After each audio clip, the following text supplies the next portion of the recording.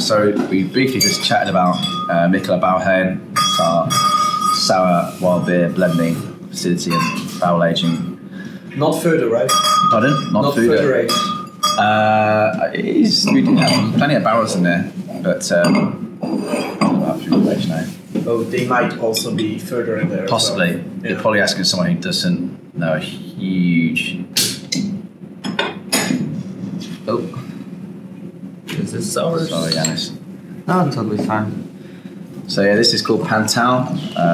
It's a wild ale with Danish peaches, I believe. So spontaneously fermented. Correct, yeah. It's for the correct thing. It's a wine barrel fermented Danish wild ale aged on white satin peaches. What kind of barrel? What kind of wine? Do you know? I don't know the wine. I don't know. If I told you it was Pinot Noir, would you believe me? I'd say it's Merlot, but I'm guessing just like you are. Yeah. I'm sure if Aaron was sat here to tell you every single detail, and perhaps we could do like a Baghaven event one time in Basel, and he loves getting on stage, amazing, pouring big magnums of Baghaven beers out to the crowd. This is actually really good. This is, I don't know. I had it. We have two beer geeks coming like not daily, but regularly to the tap house, and they had the most. They have like the most check-ins, and they had all the 700 bottles in the fridge that have like most of them and stuff. So they're really into beer, and we had that deal. They invited me for to one of the guys' homes, and they cooked like a piece of lamb that big on the barbecue, and the deal is they bring food and I bring the beer. Yeah. So Baghaven just arrived, and I took a bottle of Capri, a big one. Yeah. Because we only got one case of each, but I just grabbed one without telling anyone. Just brought that along. Yeah. And we had it, and we are really critical about beer. Yeah. So not everything that has a nice brand is automatically good, but we were really knocked our socks off when we had that, because for me it was like champagne. I love the funky beers. It's just absolutely amazing stuff. This was pretty hyped actually. So you're the first guys in Switzerland to have this beer. I think probably one of the first in Europe, if not the world. So cheers to that. Thanks for the privilege. And funkiness was the first thing that came to mind for me in the nose. Yeah. And by the way, you should definitely check out the Mikkeller online shop, because I heard that you have sometimes a few bottles on sale there.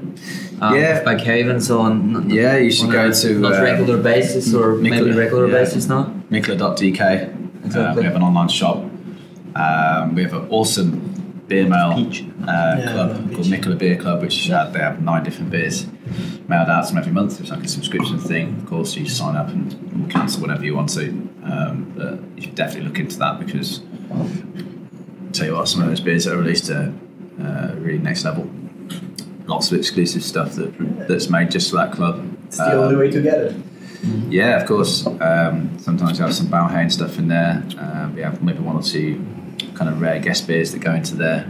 Lots of the first collab or exclusive beers we do with some partners. We recently did a beer with Creature Comforts called I Can't Fight This Feeling Anymore, and it's an 8% double IPA single hop strata. And strata hops have never really come across to Europe yet, actually, as a hop variety. So is that an American variety? I don't know where it comes from. It's probably America, yeah. Strata hop, but has this big sort of pineapple-y kind of tropical nose, but then there's a slight sort of dankness to it. It's super drinkable. But anyway, this double IPA has come out absolutely incredible. You guys will probably pick some of that up.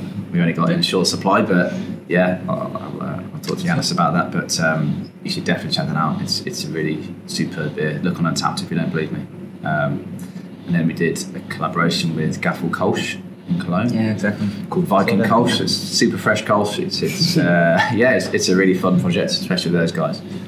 And we did one as well with Self-Made Brewery from Moscow. It's a double dry hopped India Pale Lager, which is very fresh, crisp, clean. So yeah, there's a lot of exciting projects. Yeah, and I heard that you had some Warpig cans as well in the beer club packages. So they're really getting the stuff no one is getting. The so Warpig cans will never reach export markets, sadly. But beer club members do get cans. So there is some. Just like the lager is getting basically what nobody else is getting, right? I hope so. You have the privilege. Yeah, I mean, we're really happy to have Baghaven tonight on tap. I mean, it's really an honor. The thing is that I had some leverage because you have that tap takeover with 41 beers. Very nice. But I asked really nicely if they can bring something, and we got something. And I think what they brought us, it's 5 cases and 3 kegs. It's totally enough. Nobody can wish for more. I mean, these beers, you don't need to have them like piles and pallets full of stuff. This is exactly something. You can't mass produce it. That's why. No, you shouldn't. You shouldn't. So this is something you have to share, and something you're really happy about when you have a bottle. But exactly. you shouldn't be like disappointed if you don't have one every night. Just keep it what it is. Some nice stuff. Every month or every couple of months, you share a bottle, and you should be happy about it. That's enough. I mean, it's perfect. So much time and energy went into that. Yeah, it does. Blending and obviously time does a wonderful thing to some of these beers.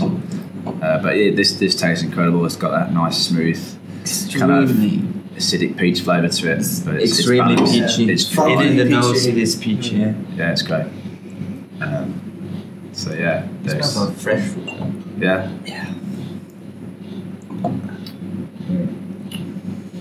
That's lovely. Really, really nice beer.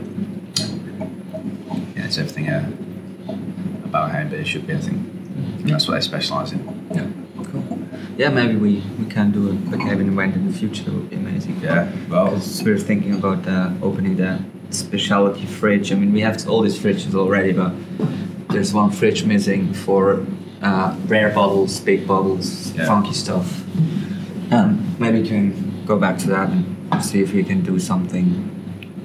Event with Baghaven would be great. Yeah, definitely. I know Aaron and some of the guys would love that. You should check out their Instagram page. They recently did an event at the Mikkeller London bar, and it was pretty crazy. But it looks it was a packed house. They stand on the bar, big bottles of 6-litre Magnums pouring out to the crowd, some unreleased stuff, and it was pretty crazy. But they're always up for doing that. And Aaron and the brewer is so knowledgeable, and he's also a great showman for these types of events, So yeah, perfect. We should talk about it. And we'll be seeing Baghaven. How is it pronounced? Baghaven. Oh, that's so easy. Yeah. It's not easy. Don't worry. Baghaven. I said Baghaven first, and I got told off. It's not a safe place for bags. Okay, Baghaven. You'll be joining us hopefully in the first International Beer Festival in November. For sure. And I'm sure we'll have some nice exclusive stuff there from Tap. There will be some. We usually bring our A game for any festivals. We bring some pretty killer beers that are only poured at festivals. So it gives a point of difference, and it's unique and keeps the big geeks happy. Yeah. But we haven't announced any brewery yet, actually. Yeah. Such a thinking, but people know now that Baghaven and Mikkeller will be definitely part of the festival, and Warpigs. Including Warpigs. Yeah. So, and many more.